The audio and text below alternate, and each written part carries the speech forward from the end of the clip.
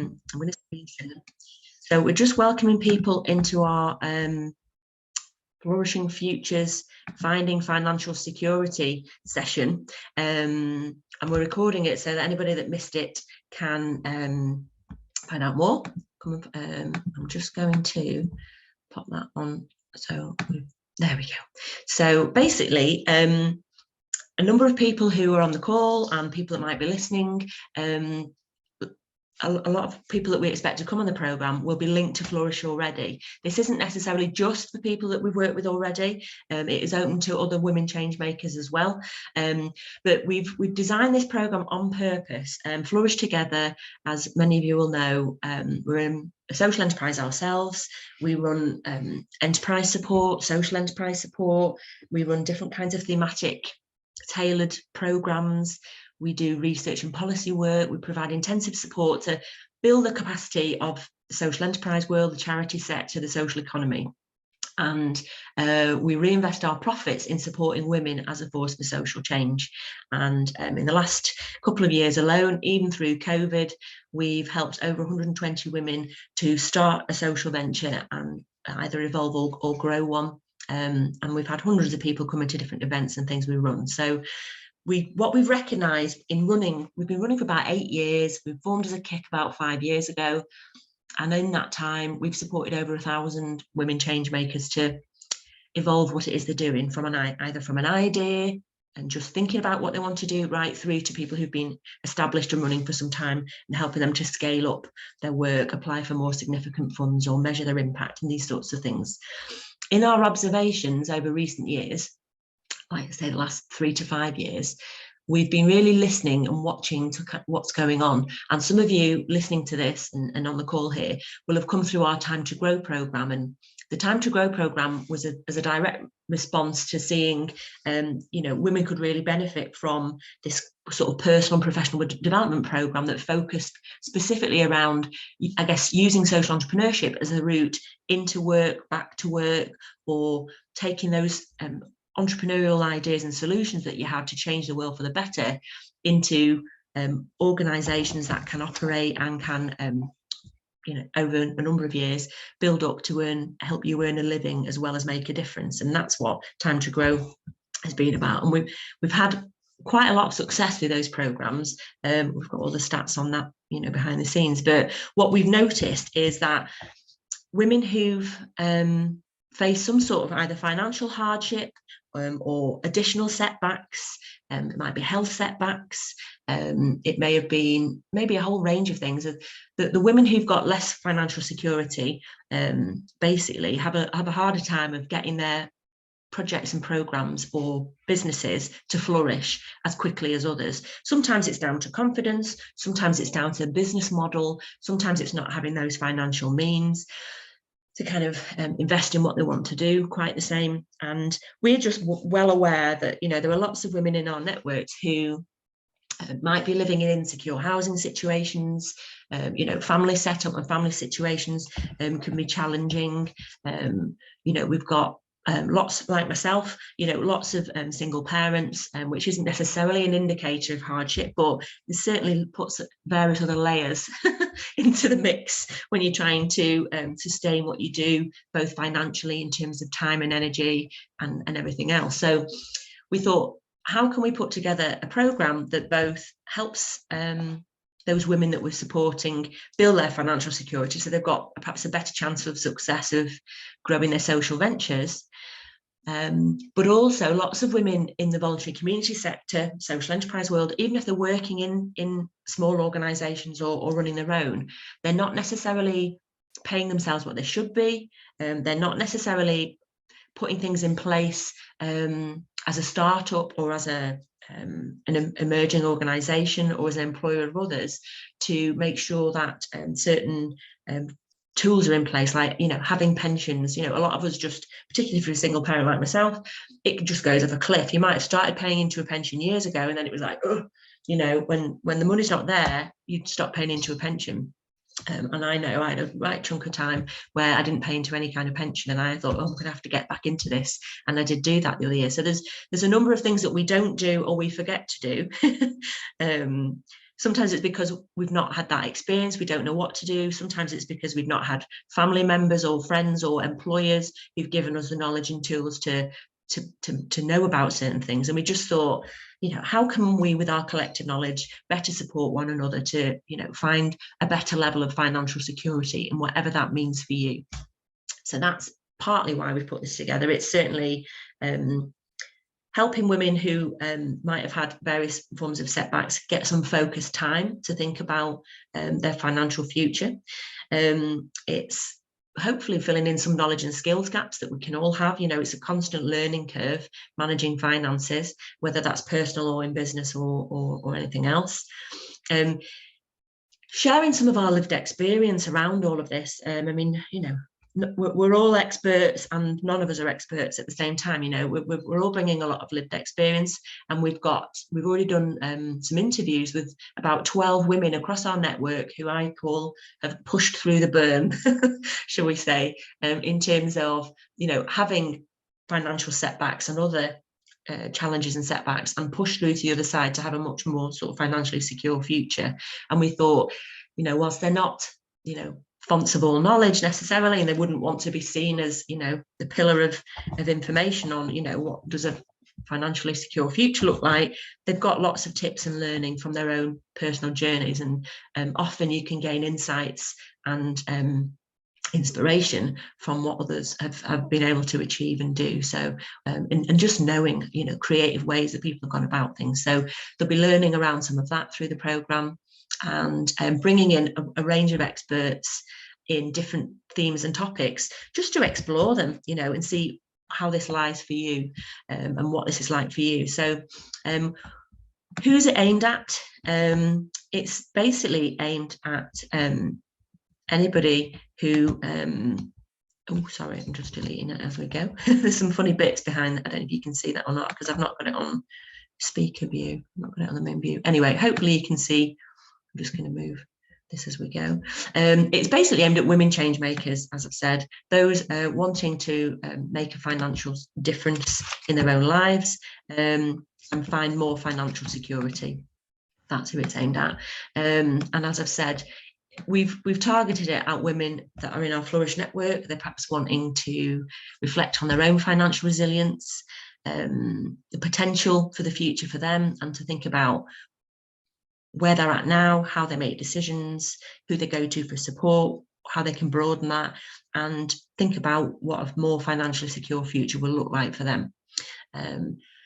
That's in essence who it's aimed at. In terms of what's going to come up, so we imagine the idea is that the programme is peer support. So there'll be monthly peer support sessions. There's a series of workshops. I'm just going to show you what those are, and you may have seen those. They're on the Eventbrite list, but we can talk about those in a bit more detail. And different kinds of resources and information. This has been a programme that's been in development for some time, I'll just mention. So even when Joe McGrath, was on board with me looking at this, we'd been noticing women in our network who'd not got access to certain financial things that they needed, or weren't in insecure housing situations that were really impacting their own mental health, or their own sort of motivation and confidence for the future. And Joe and I have been looking for some years at how do we think about this, or what could we do, what have we got in our gift to do. Flourish are about much more than enterprise support, and so we've been thinking, how can we help? What have we got in our gift to do? And a couple of years ago on International Women's Day, we ran a conversation about housing and financial and home sort of security for people, and things sort of sparked off from there. I've been wanting to look at getting into properties and housing for some time, to look at that as a business model to secure Flourish's future, but also to create secure housing for women change makers and other people, families and single parents in need of support, and just lifting out of where they are and putting into a more enjoyable home place to live, and all of this sort of stuff, because we hear all sorts behind the scenes when we chat with people about what's holding them back. And so out of the conversations we were having and the research that we've done for a couple of years on how do we start looking at getting into properties and housing further down the line, we recognise that even if we were just to buy properties, which I don't know how we're going to do yet, I haven't got the money to do, but we've a plan and it will come and it will happen in the next 3 to 5 years. We knew that we'll only help so many, you know, through a housing program or proposition. But actually, if we can come up with a program that lots of people can access, that helps them think through their own financial security and considerations, we can help many more. So this program is part of a 2-track plan. One where we can help more women, and particularly women through our networks, think through their own financial security to get that flourishing future they want, but also looking at more practical solutions around housing as well is something that we're looking at. So I'll just give you that bit of context, but ultimately peer support, a bunch of kind of learning and reflection and expert-led workshops, and resources and information will naturally flow through all of this stuff as well.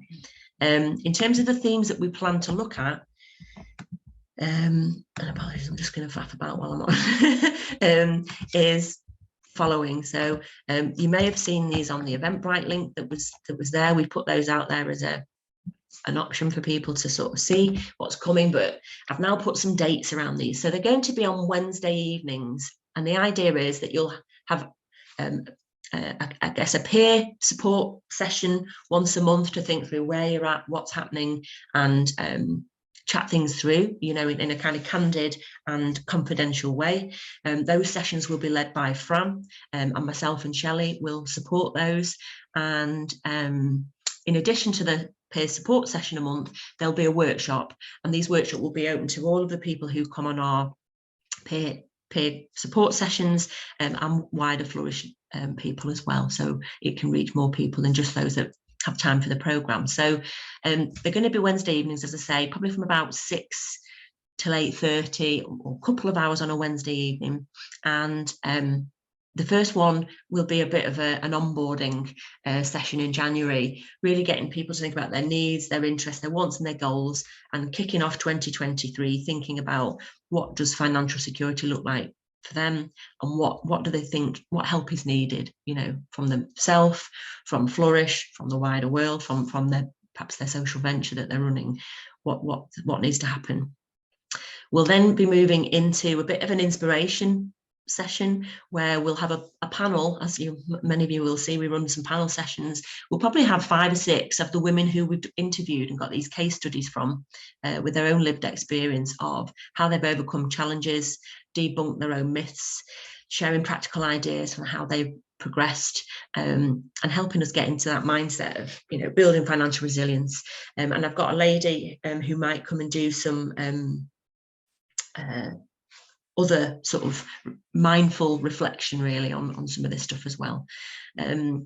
We've also got in March a progression sort of path, thinking about I guess the money side of things, and different ways of you know, saving money and using money, and our relationships with banks. We've got a couple of financial advisors, female financial advisors, who are going to come in and talk about, you know, options, and think about some of the challenges that people might have in dealing with personal budgeting, accessing you know, financial means that they need, and these sorts of things. So we'll have a session looking at that in March. April is all about sort of housing and legal support. We've kind of bundled a lot together there, and it may be that we split that down into separate sessions as we go. We'll sort of weigh up what people's needs are, but certainly having people, solicitors and people that deal with house buying will be there, but also while solicitors are there, looking at tips and options and solutions around housing options, whether that's you're in rented and you want to get out of rented, you're in social housing and you're looking at wider options, or, you know, you're in the process of you know, moving house or whatever else for various reasons, you know, there'll be people to talk to and options to explore through some of that. We'll also be looking at this getting on the property ladder conversation. I'm not suggesting that everybody wants to get on the property ladder, or everybody might be able to, but certainly you know, we've got people in our networks who have had to make all sorts of decisions to either stay in the property ladder or get back on it, or or create different types of housing solutions in order to have secure and happy homes for our families and for ourselves in trying to develop what we're trying to do. And then we'll also be looking, as the last session, around pensions, wills and other things, just as different other ways of helping people build insecurity to their future in different ways. And as we go through the programme, it may be that there's other additional sessions that people want on specific topics, or there's certain things that come up. We can be flexible and we can build different elements around this. And what I didn't say at the start is the resources for this have come from a few sources to make this happen. And that's why it's been slow coming. I didn't want to kind of run this without having the appropriate resources to try and do it well, and because we're probably going to have 3 or 4 peer support groups of around 4 or 5 people per group, there's a bit to organise, and I wanted to make sure we could do it properly. So that's where we've got to in terms of planning the programme so far, and in terms of the dates. I am going to do a little bit of an exercise with people shortly, so I'm just going to skip over that and come back to it. But in terms of next steps, I'll take some questions in the round in a minute, and then we'll stop recording in case people have got other questions we don't want recorded. But it's quite simple. There'll be a brief expression of interest form that will ask people to get to us by about the 6th of January. It won't be overly involved. It'll just be some contact details, a few bits of information on what you want to get from the programme. And then the plan is to start it on Wednesday, the 18th of January, and kick things off then. And I would say, it may be that you can't get to every session, and that's fine. We would hope people can commit to their peer support session, because I think once you form that peer group of sort of trust there, and discussing different things and reflecting on things, facilitated by Fran and supported in a particular way, but once you form that group, there's an expectation that people will commit to that peer support group. But in terms of the programme sessions, it might be that you dip in and out of the ones that are appropriate for you, because you might not be able to give 2 Wednesday nights a month to be involved. But the peer support session is the key to help you really think things through. Workshops are the additional extra themes. As I say, other resources and information will flow through both of these things. And maybe option, there's what we're also building into the peer support sessions over the months is, so in terms of peer support sessions, there's probably going to be around 4 of them. So they won't necessarily be monthly, actually, when I'm looking at this. They'll probably run sort of February, March, May, June, because I know Easter will mess things up in terms of who's available. So the plan is there's the 6 workshops. There'll be about 4 peer support sessions, so there won't be every month. And some of those peer support sessions might look more from a mindset and well-being perspective. And we have got some people like Karen Howarth from Brain Health Breakthrough, and a lady called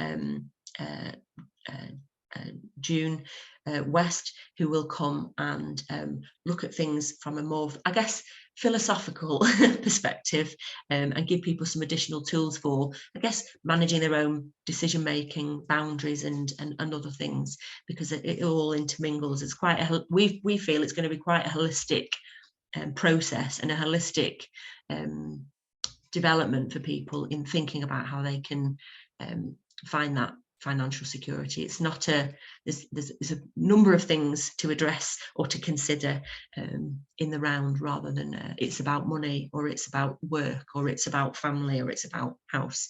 It's about lots of things, and it's complicated. So that's why we've got the combination of a plan of what's going to run, Fran helping facilitate those peer support sessions, and then Karen and June coming in to look at mindset options, and for people that need a bit more, I guess, emotional thinking around some of this stuff.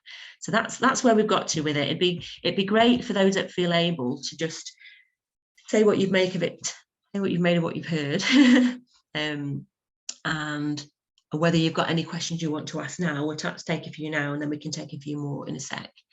So has anybody got any reflections on what they've heard there? Any feedback on what we're trying to do, or any questions? I might just stop sharing so I can see if anyone's waving at me. Any thoughts from anybody? You feel free, you can put those in the chat, or you can come off and just let us know. Does it sound of interest? Does it sound too complicated? I don't know. It'd be great to get people's reflections initially, and then we'll. Any thoughts? Oh, it does sound of interest to me. I think some of it feels relevant to me, and other parts maybe not as much so. But yeah. I think definitely in terms of forward thinking, for me, in terms of creating that financial security, because like I've got 3 pensions that I've not paid into for years across different places. I don't know what to do with it. I don't understand it. I find it quite overwhelming.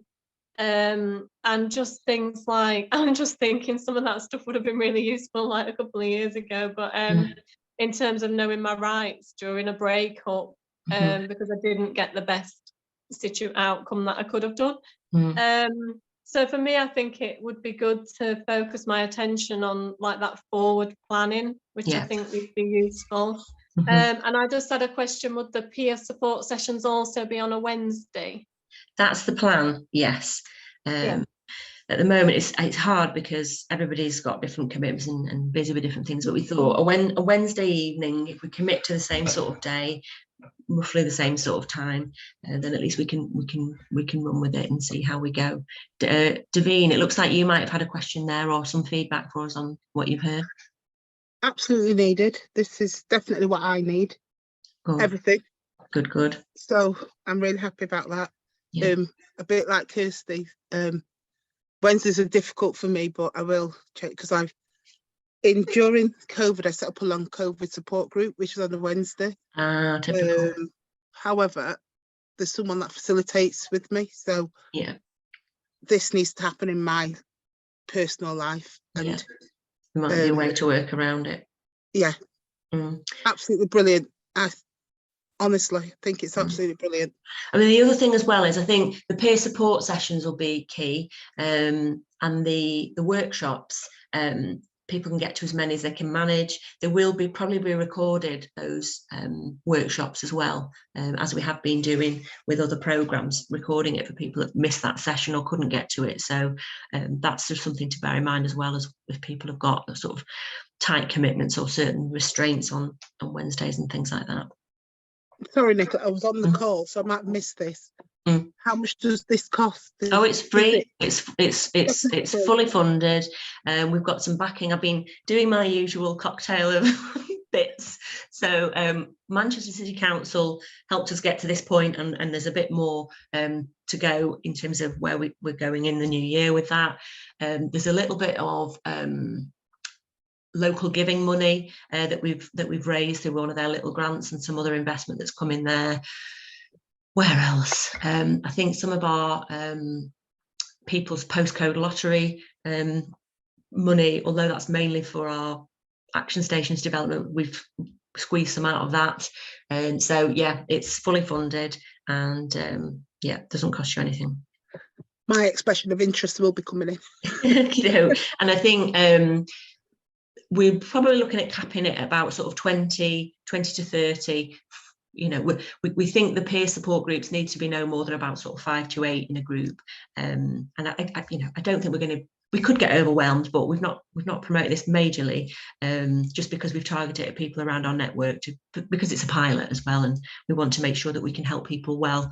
And if we've known people for some time, we've got a better sense of how best to support them in theory. So we imagine we might run 3 or 4 groups and test this out to see how it goes. So there's no cost to this.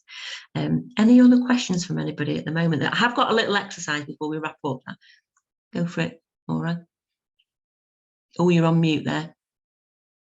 I thought I'd done it just before I started talking, isn't it? Mine isn't a question. I suppose mine is more about, I mean, I think it looks brilliant. Mhm. I think maybe for me, there's probably a lot more people need it than I do. Because I've still got a husband that kind of like supports me. Well, Mine, it's open to everybody, so you know, whether people are married or single or whatever, it's absolutely fine. no, but what I mean is, I'm not, I guess I'm just feeling more like I would like to be contributing more because I always have. Yeah. And I think it's a brilliant session. I just think maybe there are others that could, Yeah. this time round, maybe. They're entirely up to you, Maura. I'm sure there'll be room in the programme. And I think, you know, we want to get a broad range of people. And there's lots of, you know, even through our Time to Grow programmes, a very diverse mix of women on that programme with, you know, different contexts, different setups. And, you know, I would have thought if you think you can benefit from some of the discussions and some of those workshop sessions, you know, it'd be great to have you involved. So don't worry about that. I guess I just feel like I would probably be taking it from someone that needs it a bit more than I do. Well, no, we'll always make room, so don't worry about that. I don't know whether Jasmine or Samira have got any, or Michaela have got any thoughts or questions from what they've heard or anything key. Myself, I'm okay. I'm looking forward to it. Everything looks good to me. Oh, good. That's good. And I think what I'll do, because of some of what I'm hearing in this expression of interest, there will be a few questions around sort of, I guess, context for people to help us understand where people are coming from. But we will also have a kind of what's most relevant for you, so we can gauge that as well, around sort of what Kirsty was talking about there. And yeah, hopefully we'll need to get cracking, really. we've had that many other things that we've been running, that this has come a little bit later in the year, but one of the other reasons we've delayed it a little bit as well is you know, it's quite overwhelming at the moment, the change of pace in life for everybody, whether you've been facing hardship or whether this is something that's new to you, or whether it's like just the unexpected and the unknown into next year with, you know, energy bills and mortgages going up and all sorts of stuff. We didn't want to try and run a program and everything just keeps unraveling at a rate of knots. So I think hopefully now the timing of where we're at in terms of what we know around, you know, financial setup, especially in terms of, you know, bills and coming through things in the new year, will hopefully mean that we can at least have, you know, honest and frank conversations and think a few things through. Yeah, Michaela sounds she's definitely interested in that, so that's great. Samira, any thoughts from yourself there on whether this sounds like something that's of use or interest?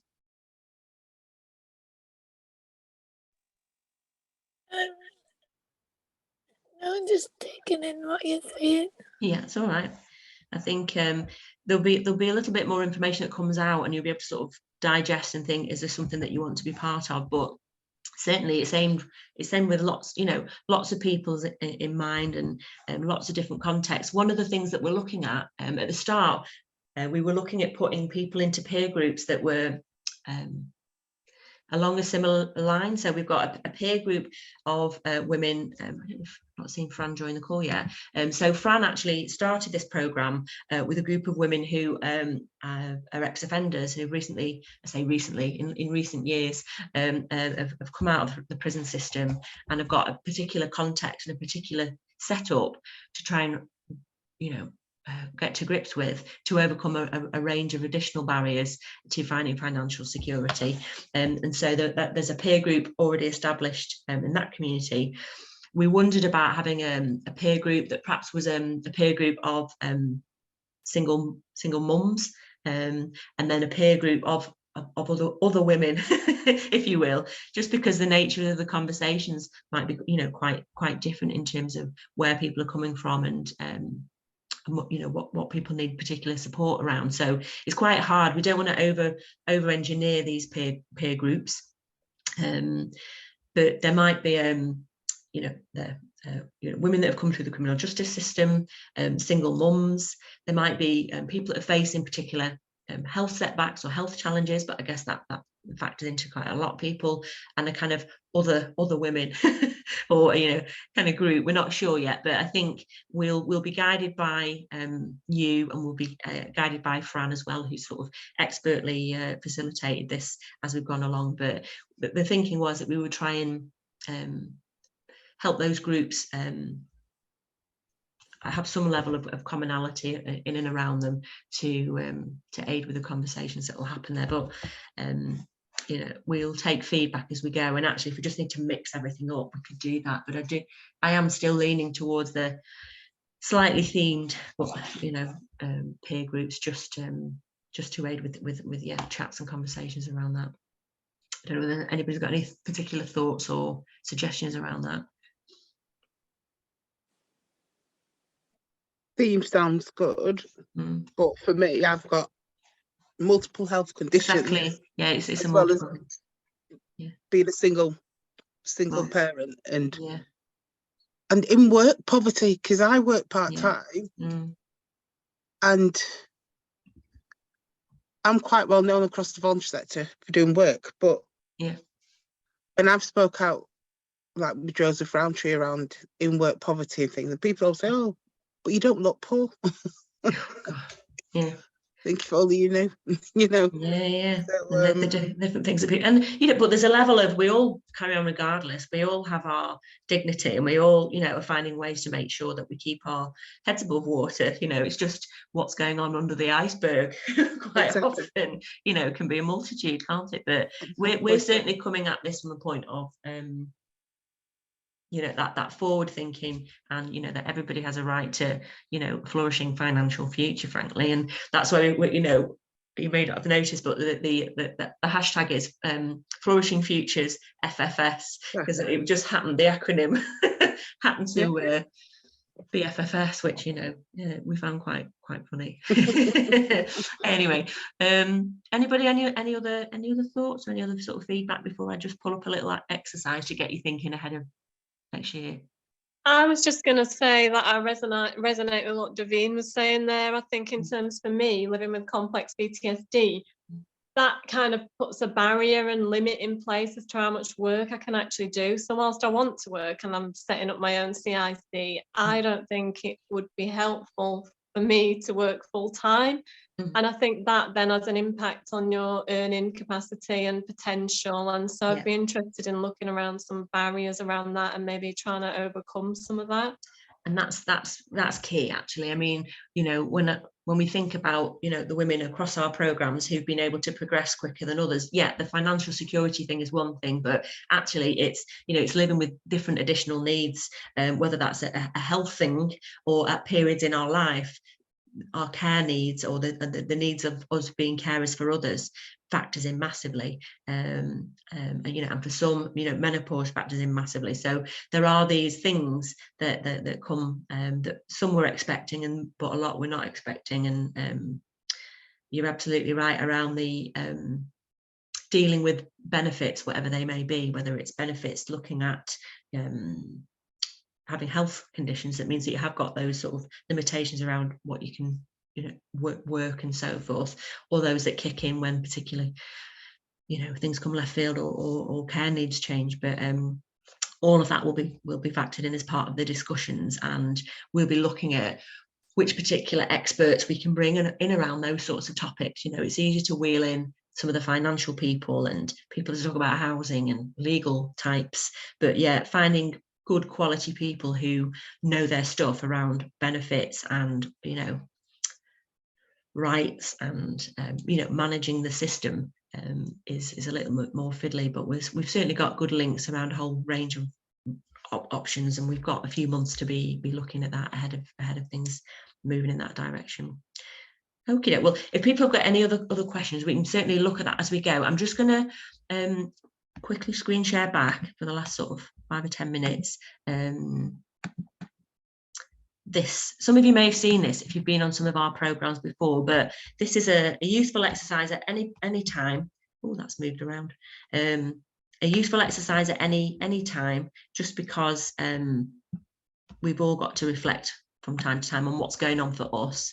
If you've ever had any life coaching and things like that, we nick this from the Wheel of Life, which is a tool that life coaches sometimes use to get people to sort of reflect on where they're at with things and what's, you know, usually whilst life's complicated, there's usually some aspects of your life that are going fairly well and others that don't, and it's, you know, peaks and troughs and swings and roundabouts with any of this. And so this exercise is called Life in Apple Pie Order, and it's a quick reflective tool, and this silly little thing won't move for me, so I'll try a different one.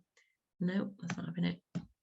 Oh, there we go, that was moving. And it's a way for you to think about what's important to you and what's working and what's not working, and it's a good reflection tool to look at and come back to at different times to see what's changed as well. It's very simple. It almost looks like child's play, doesn't it, with my little numbers and colours here, but if you have a notepad to hand, and it may be today's not the best day to do this, you might have enough going on or there's things going on behind the scenes and you don't need to open a can of worms or reflect on things too deeply. But as a tool, we would definitely suggest, you know, that over the coming months, you know, ahead of Christmas or in the new year, just having a think, you know, where are you at with everything? And each of these spokes on this little blue chart here is for you to pick what's important to you. And we think that doing an exercise, we probably come back and do this or reflect on what you've already done as part of those first sessions at the start of January. You know, when we're starting to look at, you know, what's working and what's not working, having a way to communicate that, or at least have thought some of that through, is helpful to get, you know, better quality sort of discussions happening. And so it might be that, you know, your home life or your environment, you know, might be really important, or kids and family. It might be, you know, money matters. It might be work. It might be, you know, your leisure time and social life, and getting a chance to see your friends. Whatever's not, you know, whatever you're not quite, so whatever's not working for you right now, or you know, you think this is a priority for me, but I need to work on. Having a think about what kind of pops up for you. If you were going to just do a quick, you know, it's almost like a quick check-in with yourself on the key aspects of your life that you know are important to you and how you're feeling about how they're going. You can jot these down. Oh, brilliant, Fran's joined us. You can jot these down, and I use this tool from time to time. Particularly, it's really good sometimes if you know you're unhappy about a number of things, but you can't quite pin it down. You're like, why is this not working? Why am I miserable? Or why am I banging my head against a wall? You know, when you start to jot down what are the 6 things in your life that are a priority for you right now, and your priorities change, you know, but what's a priority for you right now? And how do you feel about that? You know, is life non-existent in that area? Is life okay? But it's not as, you're not as happy or not as fulfilled as you could be in how things are going in that aspect of your life. Are things all right, but you know it's an area that you wanted to improve, or things going great? That's, you know, that's an area or a couple of areas where, you know, things are actually working out. You'll find that when you do this exercise, your pie might look like this one in the top right hand corner, or it might all be in the middle. It might be higgledy-piggledy, who knows? But if you haven't done an exercise like this before, or you haven't done an exercise like this for a while, draw yourself some spokes, 6 spokes, or a six-sided, you know, 6-spoke star, and give yourself some markers, with the middle being a 0, and then you sort of mark it 1, 2, and 3. And you know, if nothing's quite right and it's not working out how you want things to, and your slice of pie is not working out, it's nearer the center. And if actually things are great, it's a 3, and your lines are nearer the edge, and anything else is somewhere in the middle. You can then just, there's a few things to notice around this exercise. One is, there might be some observations and reflections. That have you been honest with yourself? And if you were, and it's one reflection, being, you know, no one else is going to look at this, so you might as well be honest with yourself. Are you, is if you were to do this in a week or a month's time, you know, things might differ. So thinking about when you want to reflect back on this and see, you know, how have things changed, how am I feeling, what's evolved. You know, things can all get a bit much actually over the Christmas period and New Year, depending on how life plays out, who you've got to deal with, what's going on, you know. So actually doing this around that time could be a bit overwhelming, or, you know, things could look quite different than they might look into early January. And just, yeah, so timing is a key factor. The other thing to notice on this, if you were to do it, is the things you put down as your priorities. If you just stop and take a breath, or if we were to share in the round what we put, other people will put things and go, oh gosh, yeah, that's really important to me, why have I not put it down now? Or, you know, it'd be interesting to observe and not feel guilty about you know, what you put down as your 6 priorities in this 1 hour on this Monday in December. You know, whatever you put down right now is what's important to you right now, and what to look at and perhaps what to think about and areas that you want to improve on. And, you know, if you were to do this in 6 months or 12 months, they might look different. And certainly having a think if you do this, having a think when you want to reflect on it next. We'll certainly be using a tool like this, or reflecting back on what you've done in January. And so that might be a sort of a month and a half away in terms of looking at reflecting back to think, you know, where were you at and what's going on and what do you need.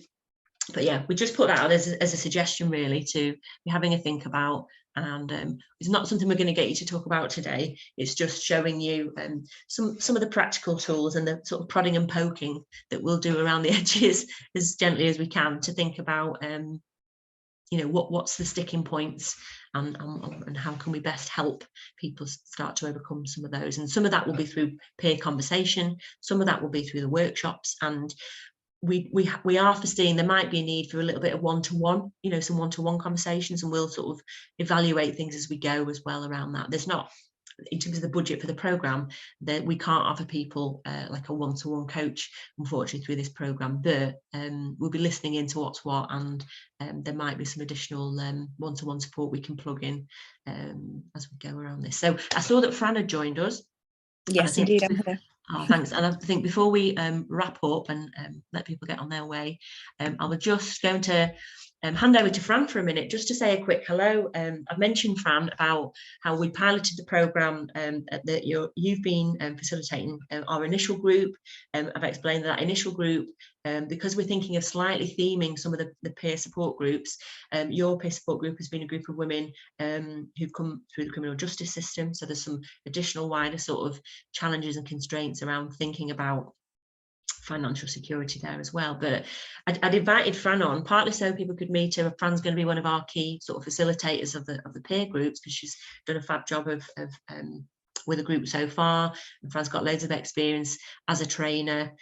She's worked for a number of sort of large organisations, delivering training, designing training, facilitating groups, and you know, we're really pleased that we've got as part of the team to help with this programme. But Fran's watched this programme unfold. She's designed a lot of the content behind the scenes actually on some of this. So do you want to just say a little bit about sort of your observations on the programme so far, and I guess what you're looking forward to for this next phase?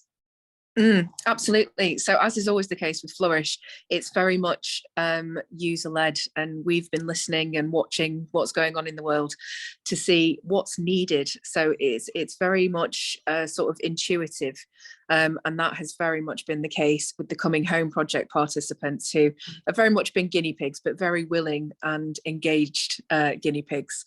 And obviously with the blend of the peer sessions and the blend of the workshop approach, it gives that beautiful balance where we've created this really safe space to speak in a very confidential way, but in a very supportive way. Really, there's been a sort of codependence which has been lovely to see unfold, where as women, all in different circumstances and situations, and as Nicola said, my group are sort of, they've been through the criminal justice system, so we're dealing with completely different barriers in terms of how to maintain positive relationships with finance. And you know, all of the common themes that we come across are, you know, stable housing and mortgages, private renting, what savings are, what pensions should look like, and all of these, and often things that we overlook depending on our personal situations, and what some of the restrictions and barriers have been, whether it's been divorce, domestic violence, going to prison and losing your financial stability, your equal opportunity to employment, and all of those fibers that tie in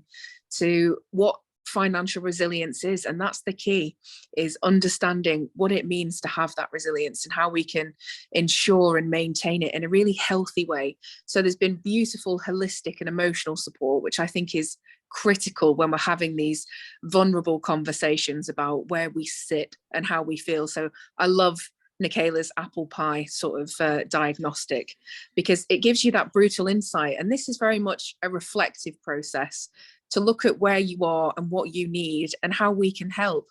And to that end, we've brought together, a bunch of I suppose, specialists and inspirational women who are living, breathing, surviving, thriving, designed to show that we're all in the same boat, I suppose. The Coming Home girls have had a bunch of Zoom workshops after hours. They all get back from work, feed the kids. We all sit down on a Teams meeting and we talk about our woes, our worries, and then we put practical solutions in place. We do great signposting. But more than that, it's the commonality, where we spend an hour and a half together on a Wednesday evening to talk about how we can make this better for us and for other people. It's the Flourish way, isn't it? It's solutions focused, but it's solutions focused together.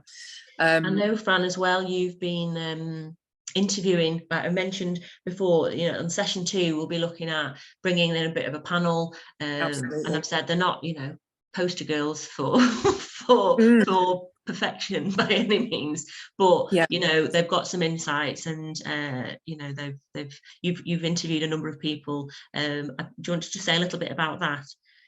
Absolutely. So the panels that are being put together are from varied women, and it's always diverse, but these are women who've come from a variety of socioeconomic backgrounds, BAME backgrounds, whatever it may be, and have shared their beautiful insights into their financial journeys in terms of their childhood, their learned behavior, their relationships with money, positive, negative.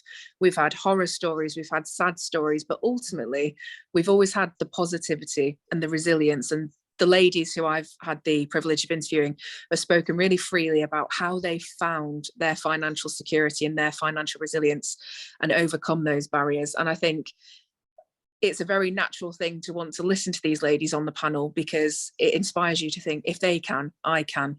And that's what we're trying to show, that amongst the chaos, there is a way, absolutely. And that they've really shown that.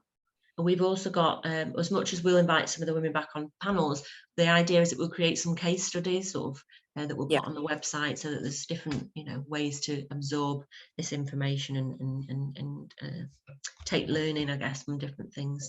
Anything else to add? I suppose in terms of the women on your programme, I guess how has this, you've touched on it a little bit, but I guess how has this helped them? Or are they, if one of them was here now, what feedback might they give, do you think, in terms of? Well, that's the joy of this. So we're supposed to have lovely Vicky, but she's been called to go on shift, and that in itself brings me joy, because she's taken on an extra shift. It's the run up to Christmas. She needs more money for the constant barrage of Christmas, as we all do.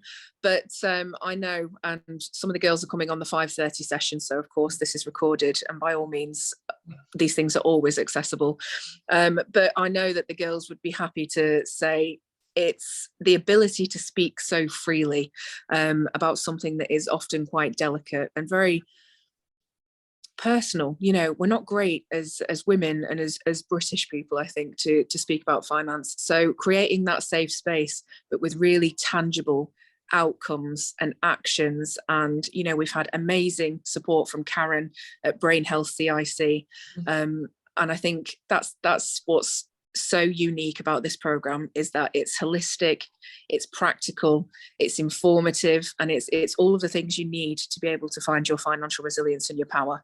And they would stand by that, absolutely. And it's finding the commonality, definitely, is that they're all in a room, they're all from different walks of life, and they can all take something from it and have a bit of peace at the end of it.